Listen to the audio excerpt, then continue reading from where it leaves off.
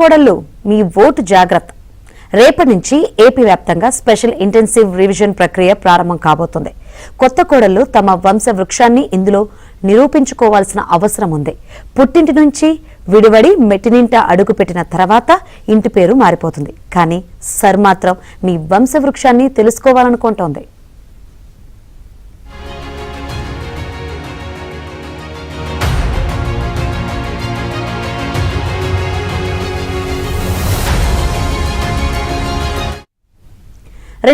సంవత్సరంలో మీ అమ్మా నాన్నలు ఓట్లు ఎక్కడ వేశారో తెలుసుకుని మీ పేర్లను మ్యాపింగ్ చేస్తారు.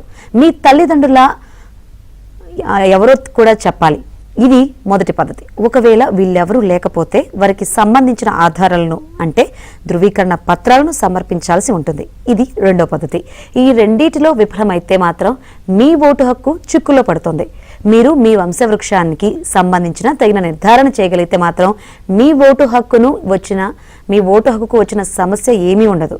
ఏపీ వ్యాప్తంగా రేపటి నుంచి సర్ ప్రారంభం కాబోతుంది. ఇప్పటికే సర్ ప్రక్రియను చేపట్టే సాఫ్ట్వేర్ పై BLOలు శిక్షణ పొందారు.